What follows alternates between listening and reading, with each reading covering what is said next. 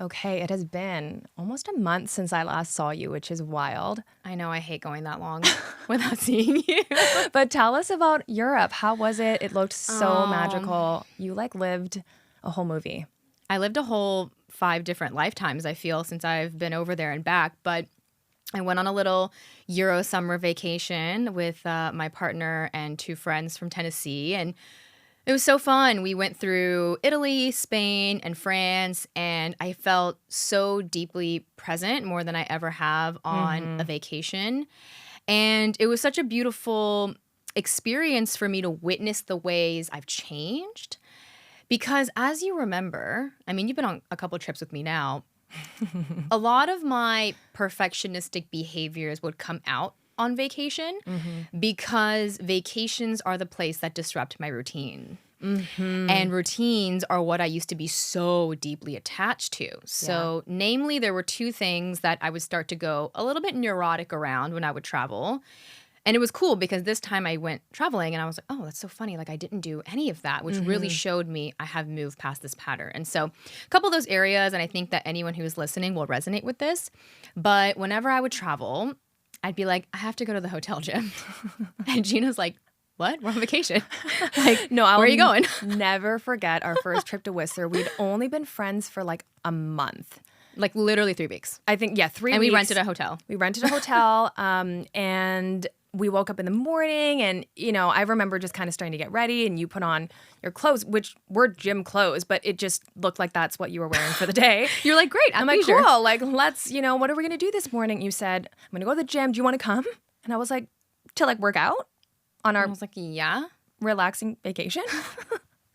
You're like, we only have like one more day. Like, We but were okay. only there for one night. We were Yeah. leaving at like 12 o'clock because you had to get back for something. You had an That's appointment that day. right. And I just remember thinking that was so funny. And then we've gone to other trips before where, you would go to the gym and do your whole yoga routine. And I was like, interesting. You're like, I'm going to stay here, but have fun. You're like, are you sure you don't want to come? And I said, absolutely not. I'm just going to lay in bed while Yeah. you exercise your body. And it was really funny because when you didn't want to come, I didn't judge that in any shape or form, Yeah. but I was like, weird. Like, you don't even think about going, but whatever, I'm going. Yeah. And so anytime I travel, like I would definitely create time, and it felt very obligatory. It's like Yes. one of the requirements of being on this vacation and like enjoying myself and like indulging is like I have to go to the gym. Right. And the other area where I would experience this restriction would be around food, obviously, because when you're traveling, you're not able to cook. You're not usually getting your own groceries. And anywhere outside of North America, I swear, it's just way harder to get healthy options. Like when you're in Spain, when you're in France, it is just like bread and meat and salt. I swear to God, like there is no vegetables in sight unless you go literally grocery shopping. But you're staying in hotels, and so you're just eating out all the time. And I remember when I was younger, I would be really, really restrictive around the food I would eat in restaurants, and I'd be really obsessive about ingredients. And I remember feeling really uneasy when I'm eating because I'm like, oh, I don't know what they put in this. And so I'm like trying to eat the most like basic meal. I'm like, what's the simplest thing with like the least amount of ingredients? Because I found a lot of perfectionistic control around like basically managing and maintaining my body. I found so much perfection and value through that. And so, yeah, I was traveling this time around, and there were several other trips before this, but this one was quite prolonged. And at the end of the trip, I was like, oh my God, like so weird. Like I didn't feel the need to go to the gym once. And it wasn't like I couldn't have gone if I wanted to. I totally could have. And there were moments I could have chosen to, but I didn't feel this like pressure to make that happen, as if I needed to like undo my poor eating. When I was out at restaurants, I wasn't like, oh, I can't have dessert, or You like weren't like tracking it. I wasn't tracking it. I wasn't Yeah. measuring it. I was just trusting my body. And I remember when there was like a whole wave of like learn how to intuitive eat. Like that was the whole thing. And that was so beyond my mind because I was like, no, I have to control and track what I eat. This is like years ago now. Yeah. And I just kind of realized on this trip, like, wow, I really was intuitive eating. I was intuitive moving. And it made me think about, obviously, my past self, who could not have done that, who needed to control and track and measure everything. And it made me think about and discuss with Gina our past with all or nothing, black and white thinking. the type of thinking that restricts you from honestly living freely because it's either this way or that way. It's I have to do it this way or I'm not going to do it at all. And when we were talking about this topic before hitting record, we were recalling so many different like idiosyncratic ways that we would exercise this all or nothing thinking. And what we recognized is that wherever you experience all or nothing thinking, you could experience it in a number of places and areas in your life, but it's the place where you extract your own sense of value or importance. Yeah. Which is going to vary based on your past experiences. But yeah, the weirdest thing though was that when we were talking about it, we were like, wow, that feels so far away from me now. Yeah, it was almost even harder for me to remember what it felt like. Yeah. And it was also interesting for us to discover in what ways it shows up so differently for us separately, which is obvious because we're two different people. But yeah, there were certain specific things, like the working out thing for me was just never something that I ever really, it never bothered me if I didn't work out. If anything, if I like went for a walk, I'd be like, holy shit. You're like high-fiving yourself? Yeah, literally high-fiving myself. And so it's interesting, but then my thing was always related to work, which you didn't really have as much. Yeah, and it's so funny to get curious about, like why did I find so much value through my body? And it makes sense because I was a dancer, I was classically trained in ballet, and so like managing and controlling and tightening the body was always so important to me. Because there was other people tracking it all the time too.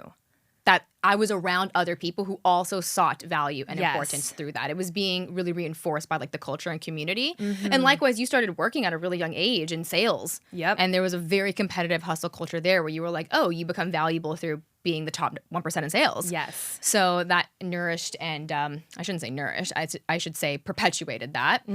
But we wanted to kind of create and paint this picture of what it looks like to behave and think with all or nothing behavior and thoughts, or black and white. And then ultimately what you can do to dissolve this pattern, because it's not healthy. Anything that we experience all or nothing with, we have a very tortured, painful relationship with. It's a very negative, self-judgmental, critical loop that we engage within ourselves whenever we're exercising it in any of these areas. Could be body, food, working out, your career. It could also be in relationship. People are very all or nothing in romantic relationships too. We're like, if we have a fight, like I freak out, right? So where are you experiencing no flexibility in your behavior and your thoughts? That is usually the area in your life where you experience the most suffering.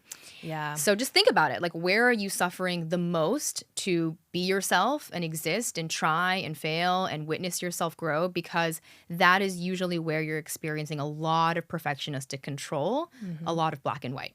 Yeah, or another way of saying it that may resonate better is anywhere that you really apply a very clear good or bad. Yeah. Yeah, I think that's a really key thing. Because at first, when we were talking about all or nothing, I could only think of a couple of examples. But when I think about good versus bad, then a lot more came up for me of, I can see that if this wasn't done this way, that I would have calculated that as bad.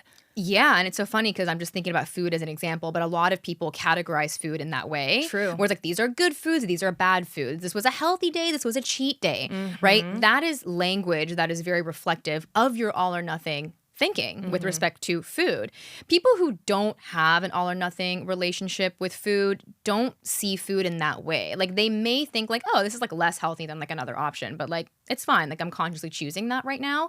And we were joking earlier that when we used to go eat 6 years ago at this point, I'm still very much in my need to control what I eat and put into my body phase, because that's where I'm finding value. I have to be like this thin, like trim person. And like, I was so obsessed with health. I guess because I thought health was the pinnacle of value. Like, you're healthier, you're more valuable if you're healthy. Whereas for you, you're like, the more sales I make, the more valuable I am. And so you guys are probably either resonating with both of us or either one of us. And there's other areas where you could find this. But I remember going to eat, and you know me, like, back then, I'm like scanning the menu to find basically the healthiest, lightest option. Like, I'm always trying to find like a salad with a protein and like no dressing. Yeah. And you were like, I'm going to get the lasagna. Does it come with garlic bread? Yeah. I'll take the garlic bread. Thank you. Yeah. And it's not that I judge that you ate that. I think it was more just perplexing for you. It was. Yeah. It was perplexing in the same way that for me, when you wanted to grow the team in real estate, I was like, I don't want to grow. Yeah. Like, Well, with honestly, respect it to was this. perplexing for me even when you were like scanning the menu so hard. And I'm like, Yeah. because you were looking for the healthiest option. I was looking for what I wanted to eat. Yeah. And you would say, well, like, how do you like pick what you're going to choose? Do you ever think about this? And I said, I just have to eat what I feel like eating. And then that's when I realized for you, you're scanning, like you said, for the least, unhealthy option. But I don't categorize You don't even the menu have that that way. lens. No, because even we've talked about this before too, when you would go get snacks Oh, yeah. at nighttime. Because I'm like, I want to eat chips. For me, I need the 3 like food groups. You just like make a beeline for exactly what you're looking for. I'm like, I want the chips. I need some chocolate. I need some candy. And some ginger ale. Some sugary carbonated beverage.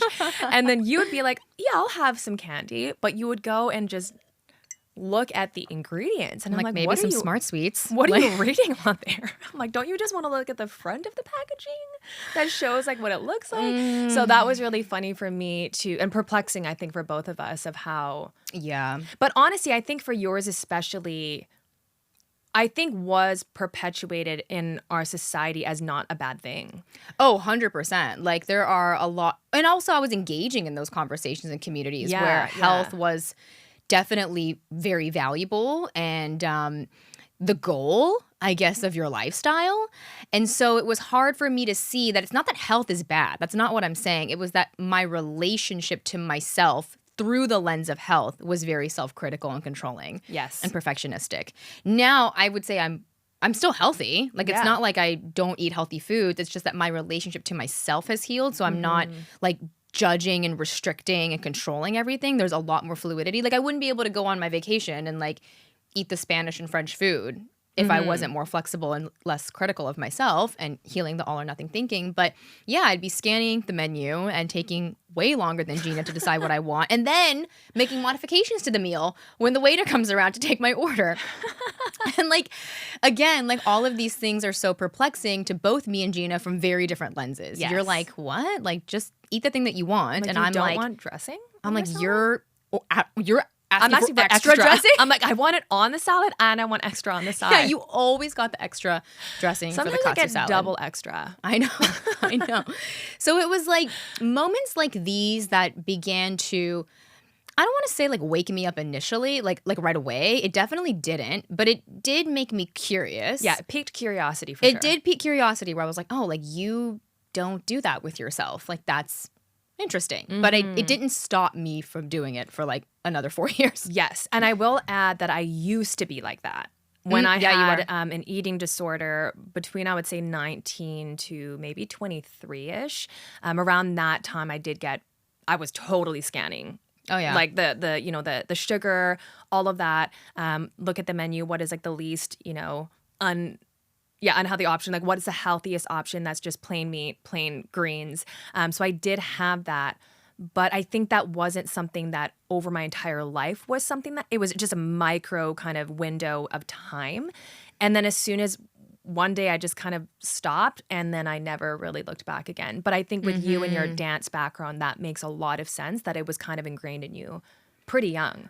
Yeah, I mean, I literally extracted all of my self-importance and sense of value from being like a skinny ballerina. Yeah. And so the idea of not being healthy or like thin was just like so hard for me. I was like how, like, am I allowed to be like a human? Like, am I allowed to exist like in any other state? Which is so crazy to look back on now. But so these conversations with Gina and so many other people too, like began to really pique my curiosity and make me think. And then, of course, I got my first coach, who you know of.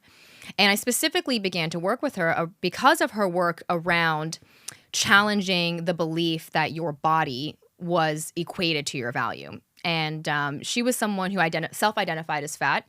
And what I loved about that was that she didn't think she was saying anything negative about herself. Yes. She was like, what does fat have to do with anything? Yeah. Like what? Like I'm a fat woman. And I was like, you can say that? Like, right. And you're okay with that? Yeah, like it really shocked me. But now it's crazy because I don't have any sort of negative conditioning or beliefs around that. But at the time I was like, is that okay? Like we're allowed to be that and not hate ourselves? Because I'd grown up in this culture, like the over culture, first of all, which tells us that we have to be like thin and beautiful. But then also like the micro culture of ballet, which really made that even stronger.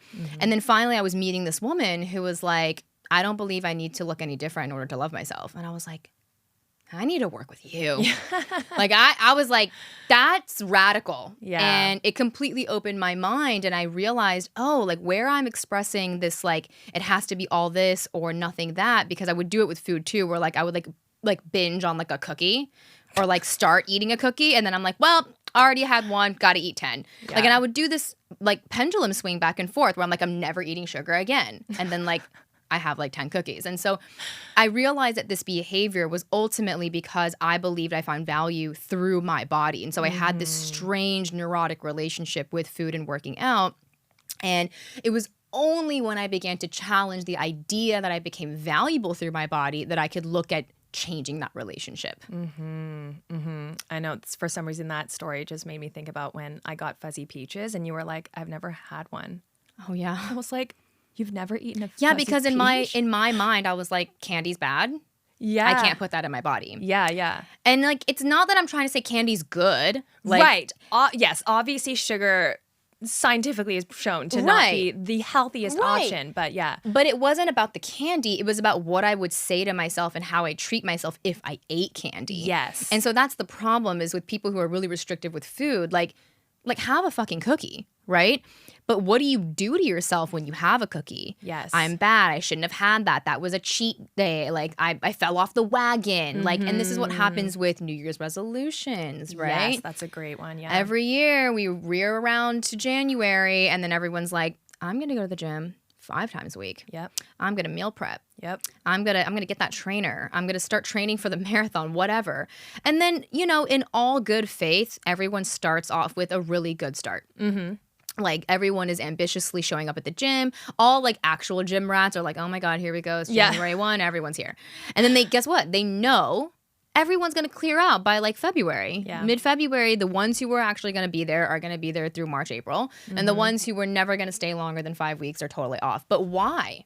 Like, can we set the intention to eat healthier, move more without giving up Right. as soon as we don't do it? Right.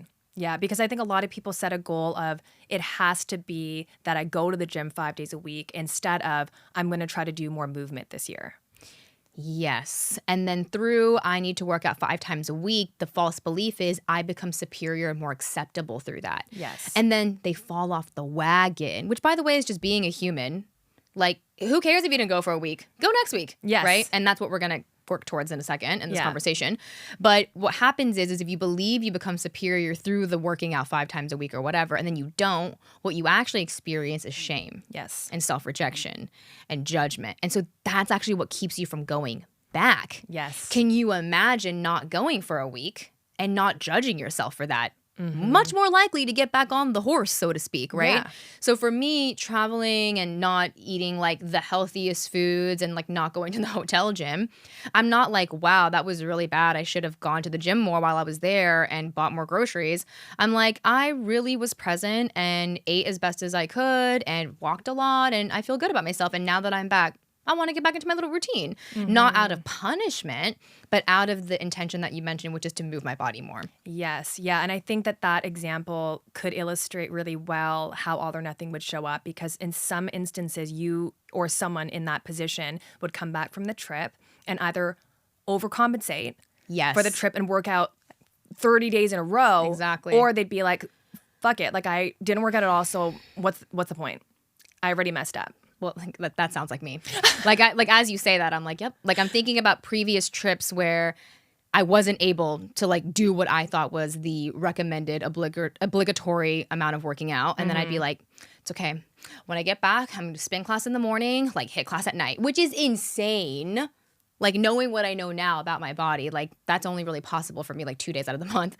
But like to put myself under that kind of scrutiny and pressure and requirement to, it really was self-punishment. I'm like, I have to go back and like repent for all the wrongdoing. And it wasn't until I began to actually like excavate all the beliefs behind me behaving that way that I could actually change that behavior. Because yeah, I was really seeking relief from my negative beliefs about myself through that excessive behavior. Yeah. And then for you, like you, oh my God, we say all or nothing, but Gina only had one function. It was all. All. And it was obviously with respect to sales and work. Yes, mine was very driven because we were talking about this before we started recording, and I was like, how did all or nothing come up for me? That wasn't something that I often thought about because, yeah, my mode was just I'm not going to stop until I get to quote unquote there. And so there was no nothing button for me. There was no, well, if I can't get to number one, then I just won't do it at all. Mine was, oh, I'm just not going to stop until I get to number one. There was no nothing option. There was no self-care either. No, none at Yeah. all. And so that I think leans more into that more perfectionistic thinking. But yeah, it was really interesting to reflect on that because I think in a lot of other ways as well, I have this mentality of, well, some is better than nothing. Like even with working out, for example, again, that's not something that I have a huge attachment to at all. And so for me, if I do work out on a day, I'm like, amazing. It's not this, I haven't worked out for however many years or whatnot. And even with work, it was more that I would just beat myself up. And I did have the good or bad thinking. So I think it didn't show up as all or nothing. It showed up through the lens of good or bad that I have to keep going because keeping going and getting to number one is good. And you know what? I guess that is my all or nothing thinking. Yeah. In the sense that that's why I couldn't stop because stopping would be bad. Stopping would be nothing. Yes. And that would not be okay. Yeah. It is so insidious too because you said some is better than nothing. And that's a really good belief to have. And that's actually very reflective of the more healthy behavior we want to help cultivate in our clients and within ourselves. But a lot of people believe that some is not better than nothing. Yeah. Almost like, no, actually the best would be to do the most. Yes. And so if I'm not doing the most, why do anything at all? Yeah. Like, what's the point? Yeah. And this is what happens. This is the belief that drives this certain behavior where, let's say, you quote unquote fall off the wagon, which, by the way, my whole thinking around this now is there is no wagon. There's no wagon. There's nothing to fall off There's of. nothing to fall off of. It's like you're going or you're not but like everything's going. It's like even when you're not going, you're going. And so I eliminated the wagon. But before, when I thought there was a metaphorical wagon and I was on it, things were good. I was like, I'm loving myself. I'm really happy. I am measuring my progress. It's like tick marks like in my little grid journal where I'm like, I did this day, I did this, I'm like, I'm on a roll. And almost like my perfectionistic thinking or all or nothing was to basically attain check marks for all the days of my life. Like when was I ever going to allow the day that I didn't make one of those check marks? And then inevitably they would happen. I would quote unquote fall off the wagon. This is not inherently bad, but I would judge it so much because I saw no value in quote unquote not being on this wagon. And so then I would drive myself into such a deep hole where I could have just been not doing the thing for 1 day, 2 days. There's really no value in either one of those options or non-value. But I saw myself as not being on this metaphorical wagon as so bad that I experienced the shame that kept me from getting back on.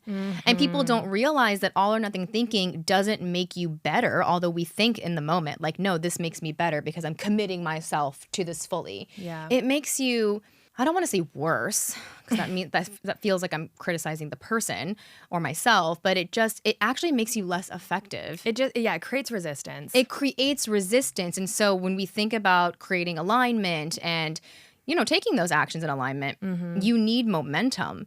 And so what stops momentum is judgment of the self and the shame and the guilt. And so why do we have shame? Why do we have guilt? And it's because we inherently think that stopping or not doing it perfectly is not valuable, which is so insane because one of the thoughts I used to have was, if I'm not going to do it right, don't do it at all. And I don't know if that's something I heard in childhood. Did you hear that? I definitely think that is a saying that people said. Like if I'm not going to unless you're going to do it right, don't do it at all. Yeah. Or maybe it was internalized when, I don't know, some people say if do it yourself or something like that. It's like if you can't, what's that saying? Kind of like if you can't, I think it's the same thing. It's like if you can't do it yourself, don't do it at all. Something like that. Yeah, like something like if you ask somebody else to do it, they're not going to do as good of a job as you, so you might as well do it yourself. And so let's just say you were on the receiving end of that of, oh, you made this mistake, I'm just going to do it myself. Then you feel like, oh, what I offered was bad. And there's a little bit of all or nothing thinking there too. Frankly, my mom did that with me, right? Like she Oh my I God, didn't do yeah. like the dishes properly, so then she would redo them. And so then there was this very clear black and white good versus bad. So I think just that messaging is essentially what we're speaking to about how the all or nothing can be kind of embedded in us. And another way that this might show up for you, because again, for me personally, when I think of all or nothing, it was hard for me to kind of relate to it and how it showed up for me. But I'm going to offer this example because I think this will resonate with a lot of you. I did this, I was in my practicum for breathwork, and I did this in a group session, and essentially people had to kind of give me a grade, or like, not a grade, like a rating of their review of how the session went. And so I can't remember. I think there was maybe 6 people, and 5 of them had given me, 10 out of 10, amazing, like so helpful and transformative. And one person gave me a 5 out of 10. Which was hilarious. And I was like, oh my God. And I remember that all I could focus on Yeah. was the 5 out of 10. And I remember sitting there looking at the different, or the forms that people had filled out, and knowing that in that moment, I'm completely deleting all of the people that said they loved it, and all I could hyperfixate on was the one person that didn't enjoy it, which then almost started to affect how I was going to change the way that I did breath work. Yeah. Then I was like, oh, maybe I should try to attune to what this person needs, instead of thinking it as, well, let's look at the average. Most people thought it was a 10 out of 10. Yes, but I could only see that. So that's another way that all or nothing can come up. It can often be in the way that you see yourself, which I definitely resonate with. That for me, it's either, a lot of times I do tend to see myself in a really negative light, but in other ways, I guess I don't do that. Yeah, it's just interesting to look at it through that lens, because I didn't initially think of that as all or nothing at first. I think other ways, yeah, that was so funny. I think other ways that it shows up really is, where do you not allow yourself to try? Yes, that's a great way to think about it. Yeah. Like, what areas can you not try and play and fail and experiment? Because notice there are probably areas of your life where you can do that. Like when you try a new hobby, a lot of times people don't find self-importance and value through a new hobby. They're like, this is fine if I never figure this out. Yeah. Like, I find importance and value maybe through other things. Like, who cares if I never learn how to juggle? So like, you know what I mean? Like, you can experience like a playfulness and like drop everything as you try without beating yourself up. But let's say there's something you want to try and you're finding value through that, then suddenly you exercising like a bit more effort into that thing feels very stressful, or like you're resisting going. Yeah. And this reminds me of when I tried snowboarding for the first couple of times. I don't know if we've talked about this, but I had this belief that because I have pretty good like kinesthetic awareness as a dancer, I was like, I'm gonna like pick up snowboarding like super fast. I'm like, I'm gonna be on slopes like that. And I went up there and I got my ass whooped, dude. Like, that mountain just beat the shit out of me.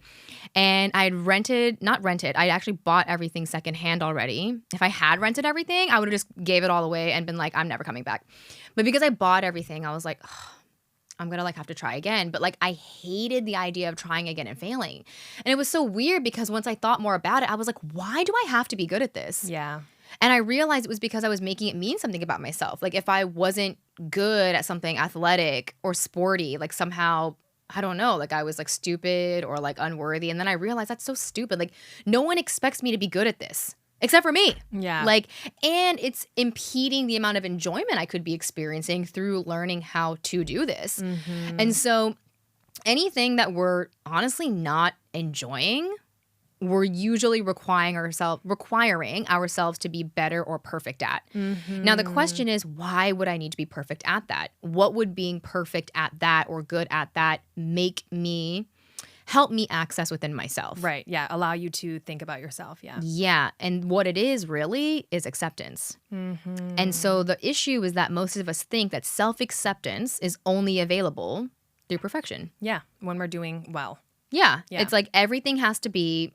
And like, perfect is so arbitrary, right? Like, what's Yes. perfect for you? Like, everyone has a different ideal weight. Everyone has a different skill set or like level or ability that they want to develop with respect to something. Everyone wants to get to a certain place in their career. And if they, let's say, do, that's to them perfect. But what it allows is not about trying to be perfect. It's what trying to be perfect or becoming that allows is, oh, like, then I will accept myself.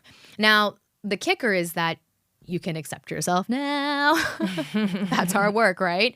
But in order to do that, you'd have to come face to face with all the beliefs that won't allow you to. Yeah. Yeah. And that's really what this conversation is for, is to help you to illuminate where there might be some hidden resistance living in your body, especially through something that you do believe, or, again, this insidious thing of, I think being healthy is good. Like, that is not a bad thing to go after. And my example would be parenting, right? I thought trying to be a good parent is not a bad thing.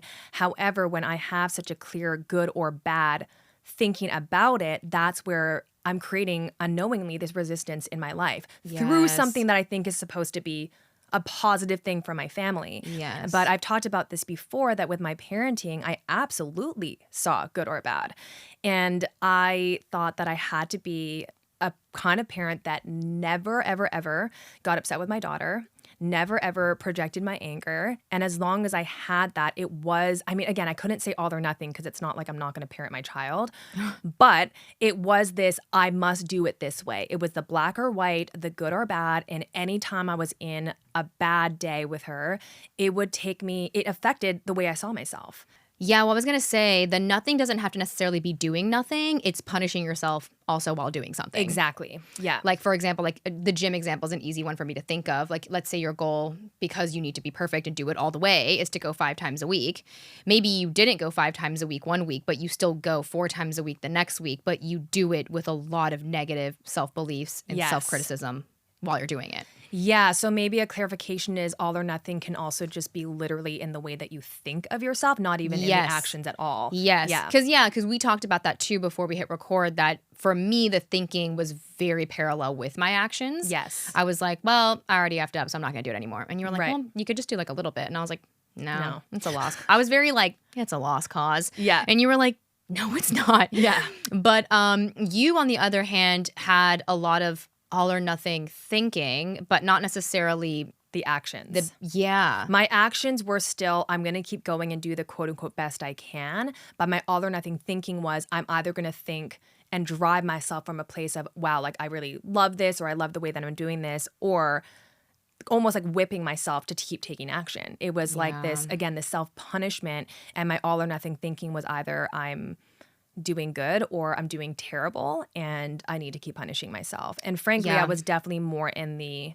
thinking I'm terrible. I need to kind of punish myself into something. And so that's a really good nuance to have, because again, all or nothing doesn't have to be that you just do literally all actions or take no action at all. But it can just simply be in how black and white is the way that you treat yourself. Are you only treating yourself with love when business is going well, when working out is going well, when the scale's reflecting what you want, and then when it's not, that you treat yourself really poorly?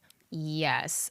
Basically, the characteristics of all or nothing thinking, aside from behavior, are guilt and self-punishment. Yes. And so where is it in your life that you constantly oscillate between guilt and self-punishment, but also moments of relief because you like kick yourself into high gear again? So for me, like with the food and the eating, it's like, I feel bad because I went on vacation and I didn't do everything. But then I come back and be like, okay, we're overcompensating. Yes. And then I'd be like, punishing myself, feeling guilty while I'm doing it. But then I would like, get to like some place in my head where I was like, okay, like I went to this many spin classes and I like did this many things. So like now I'm kind of like good with myself again. And that was actually something I wrote in my journal like 3-4 years ago, where I was like, I feel like I'm always trying to get good with me, but it's like, what is that? And actually, I think it actually stems from a lot of our religious conditioning as children, which by the way, you don't have to have grown up in a religious home for that. It's steeped into the overculture. Absolutely. But there's this idea that like you have to kind of get good with God. It's like, oh my God, like I did something really bad and I have to confess and become virtuous again. And it's this idea of, it's very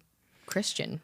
Yeah, I mean, I think just good kid, bad kid, right? Yeah. That happens a lot in school. Like, oh, this is where more of the bad kids hang out, or this is where all the bad kids have to go to this classroom for their detention. If you do this, you get good, you get a gold sticker.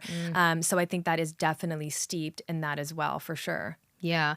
No, I can totally see how it was a product of that, because once I began to challenge the beliefs that were driving me to self-punish and creating the guilt, I was like, wait, it kind of started off like this. I was like, is it bad to not work out every day? Like, is it bad if I eat pizza.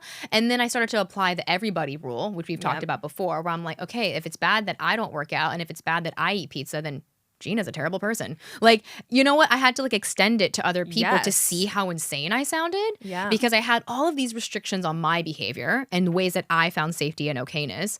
But then I'd look around and be like, well, Gina doesn't do that every day, and neither does my partner, and actually neither do actually none of my friends do this. Like, I started to notice, like, not everyone does this to themselves. Yeah. And I started to notice that actually what I thought was really healthy was really neurotic. Honestly.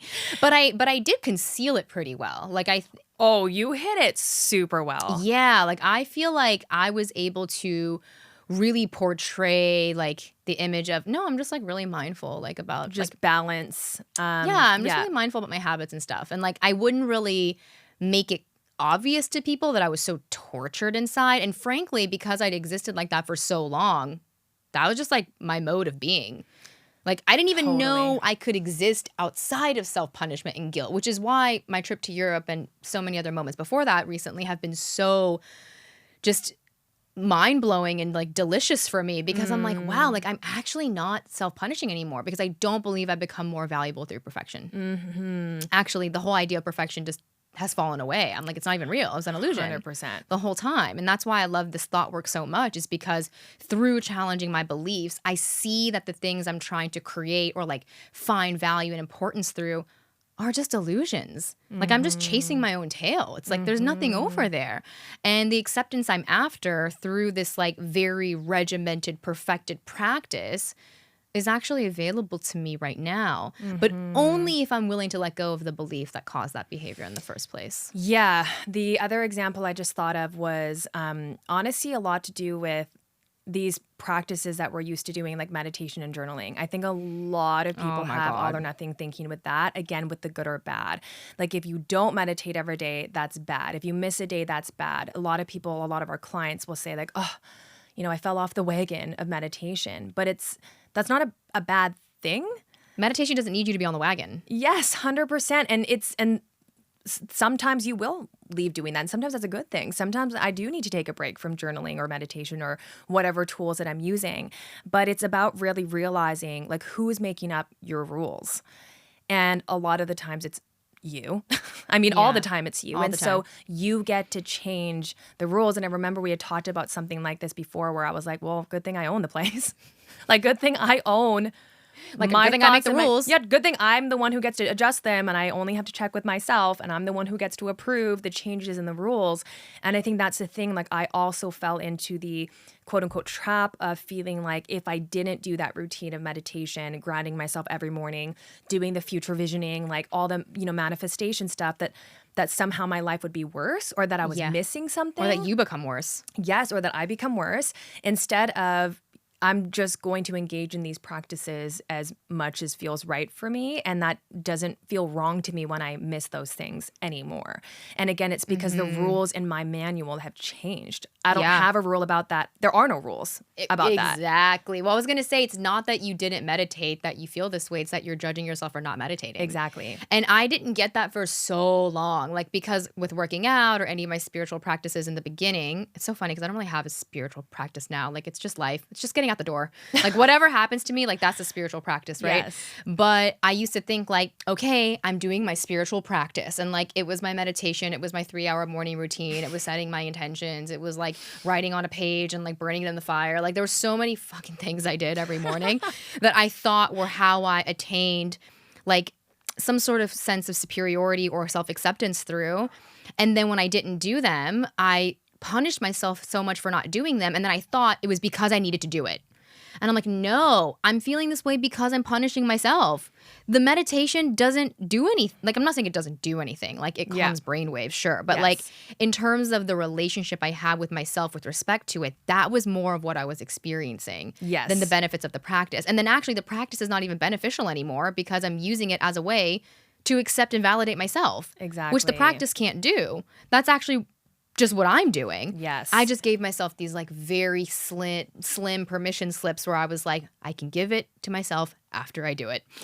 Yes. And I just created all of these conditions. And then again, the all or nothing thinking would creep up where like if I didn't do it, I'd be like, all right, we're not doing meditation anymore. We're done. Like, you know what I mean? Like and I was like that with yoga, where like I would go to yoga like all these times in a week. And if I didn't go, I was like, I guess I don't do yoga anymore. Yeah.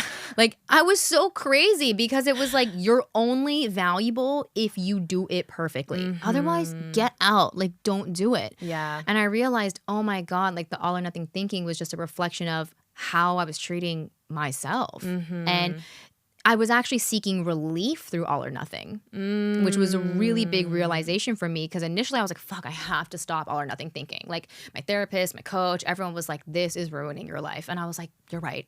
It is. I need to stop it. But I didn't realize that actually the all or nothing was me seeking relief from all this self-judgment. Yeah. I was like, I don't feel okay about myself. I don't feel worthy. I feel insecure. I have to go all the way and do it perfectly so that I can feel worthy. Yeah. And it was so hard. And that's why it was so hard to let it go. And so the work wasn't like eliminating all or nothing thinking, although that's kind of what this conversation sounds like. It was actually going back to the root of like, why don't you think you're worthy? Like, what do you think is wrong with you? Like, why do you think you have to become an improved version? Like, why are you not okay with you right now? Yeah. And ultimately, it came down to this like very deep, like hidden subconscious belief that I was somehow unacceptable. And I was trying to find acceptance. I was like, it's okay. Like, I'll find acceptance through like working out. I'll find acceptance through like, you know, running a fucking half marathon. And then I realized, wow, like I just have to find deep acceptance. Like, you can't get acceptance through trying to find a thing to accept yourself through. Yeah, because the all or nothing thinking really just is a symptom of you not accepting yourself. Yeah, and it's a trap, because then using it to find acceptance continues to perpetuate the original problem, which is that you don't accept yourself. Exactly. Yeah. And I think with the all or nothing thinking symptom, you do believe it's either something that you do all the way or not that's going to fix that, which is, again, perpetuating that same pattern. Yeah. It just doesn't look at the core wound. It reminds me of like, I don't know, like a symptom that someone gives you a prescription medication for. It's like, oh, like put this on like the itchy spot, but like don't look at the allergens that are actually causing you to be itchy. Exactly. It's like, yeah, like this cream will work when it's on, but you have to reapply all the time. Yes. And then even worse, you become resistant to the cream. So you become resistant to the all or nothing mechanisms you have in place. So, you know, for a while, I remember like my food stuff, it wasn't like that restrictive. Like, and I think that's how it happens too. You're not that crazy at first. Yes. It gets more extreme the deeper you go. Yes, exactly. Because you're like, oh, it's working. Yes. So you start to be a little restrictive, and you feel like a little bit of relief from your self-punishment and self-guilt. And you're like, maybe I'll just like do it more. Like, so for example, for you, like maybe when you were doing well in work, you were like, oh, like I don't hate myself as much because I'm doing so well in work. I will do better in work. Right. So that I continue to create that relief going. for myself. Yes. And then it's just like the cream you're rubbing on. We're like, yeah, it's effective at first, but then now like you need like a different higher prescription cream, or like it doesn't even work anymore. Yeah. And then you're forced to look at underneath the surface and figure out like what allergens are causing me to feel this way. And like that was the inner work for both of us, the shadow work of like, why am I not already accepting myself? Like, why do I need a thing to accept me? Like, why do I have to go all the way? Like, why is that even a drive for me? Yeah. And, you know, it's really beautiful that we have people in our lives who've been able to model. And the fact that we get to be these models for people now as well is so beautiful. And I'm so grateful for that. But there were people in my life who were modeling for me the opposite of all or nothing thinking. Very like, yeah, like do it one step at a time. Like, it's okay if you don't get there all the way. Like, it's about the journey. People were saying this to me for years. And those are people who ultimately were not rejecting themselves. They weren't waiting for anything to feel love for themselves. It was already there. So there's just, the stakes aren't high. They're not high. There's no stakes at all, actually.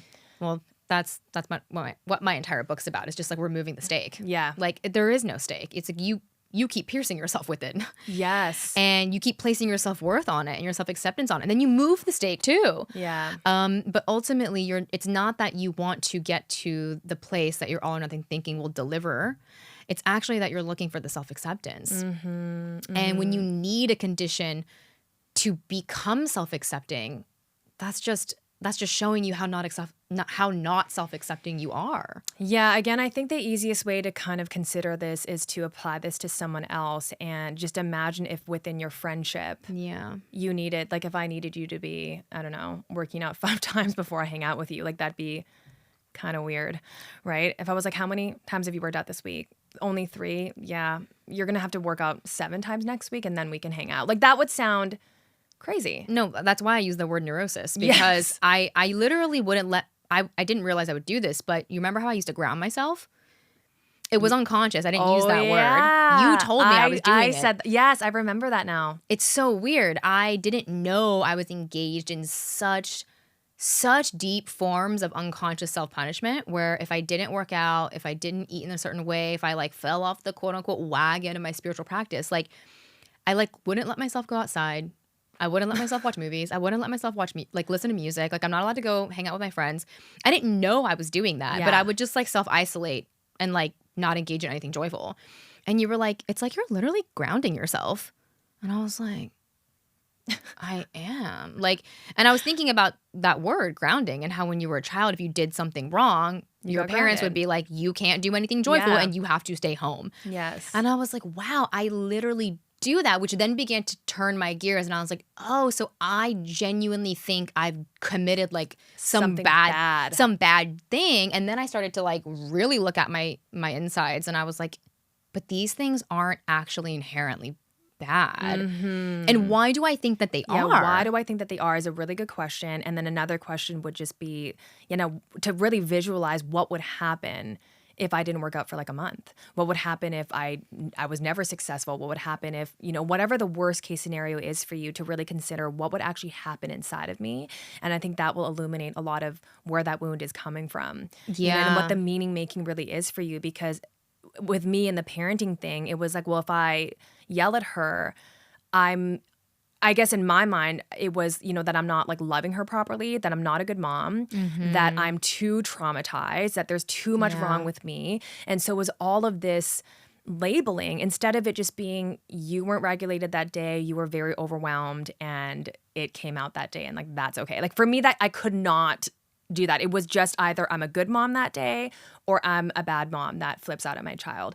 And then when you think about that, kind of like, what is that worst case scenario for me with my daughter? It'd be, well, I guess I'd just be a bad mom like forever.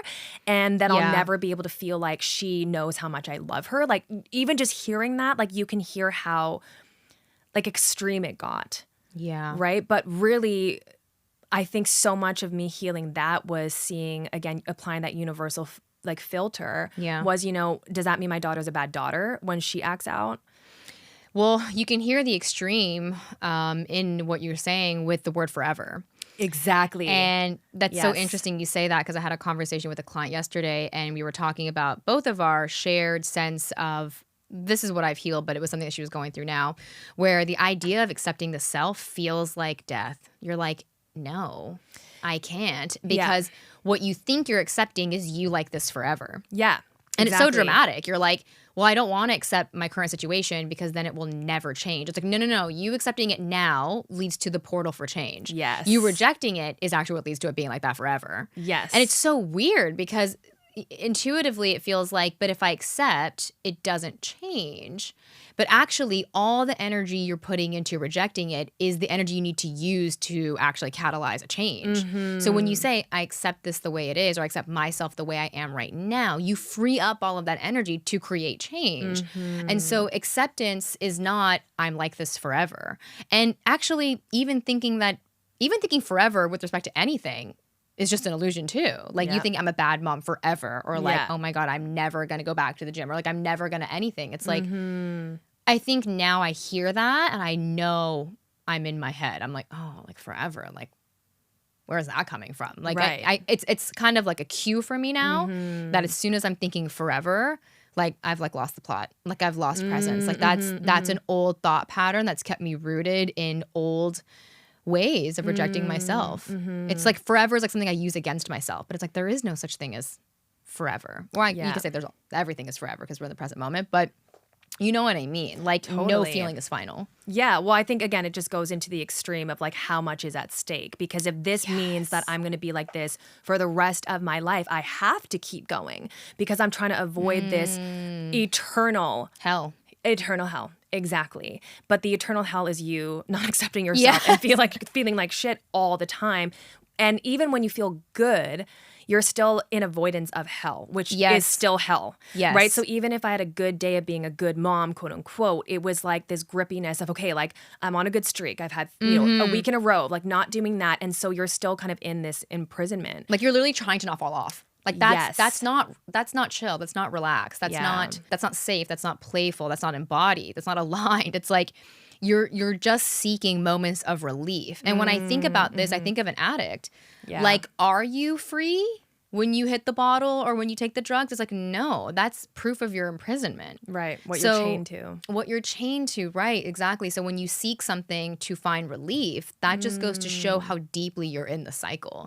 And so I guess the curiosity here for anyone listening is, what are you seeking relief from? Yeah. And what do you do in order to find relief? And that was something really illuminating for Gina and I. And we had different things, right? But when we noticed, oh, like these things provide me relief, that's really interesting. We learned to actually see that like a drug.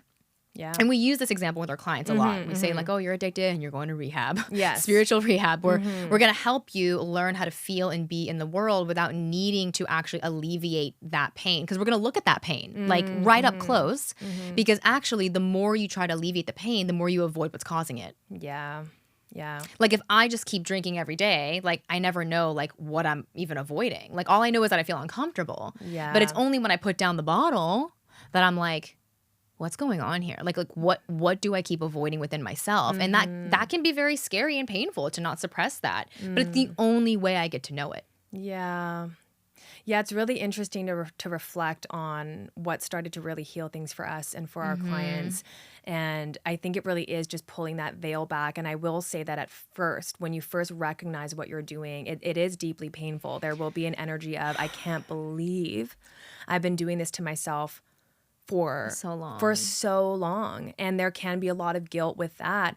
But instead to look at that as, wow, I'm so glad that I can see it more clearly now, and to not blame yourself for that, because frankly, no one starts having these all or nothing behaviors in a vacuum. It doesn't just happen because you're a bad person, right? We were taught this. And so much of this journey is unlearning what we've been taught. Yeah. And so if you are recognizing where in your life you are experiencing this all or nothing, let this be a really loving invitation to you to just inquire. Because even I'm like looking at myself like, oh, is there anywhere else I do that? And the way that I'm looking for the all or nothing kind of paradigm is through, where do I punish myself? Yeah. And that's a really key indicator of where you might have this type of thinking. Yeah, that's such a good point. Dang. I had a thought, but then you were just spitting facts, and I was like, I'm just gonna just a slow nod. I was like, wow, that's so true. That's the easiest through line that you can follow to figure out where you're still operating in this way. And yeah, I also hope too that by listening to this, you can heal it. Yeah. And unfortunately, the thing that actually, well, this is what I was going to say actually. What actually brings you into awareness of this pattern and eventually the healing of this pattern is unfortunately when the thing you're seeking relief through doesn't work as well. So it's like that cream I talked about that you're rubbing on this itchy spot, you become resistant to it, and then you're like, it's not working. And then you're like, it still itches. And so I'm thinking about Gina and I and the ways that we neurotically tried to find relief from our own self-guilt and punishment and criticism. That thing we're doing is causing more harm than good, and it's not even bringing the relief. It's like someone who's addicted to whatever substance, but it just doesn't even work anymore. It's like that's when someone goes to rehab, right? Yeah. It's like you're drinking and you drink for like 5 years or whatever. I don't know. It could be different for different people, but then like one day you like hit the bottle and you're like, I still feel the thing.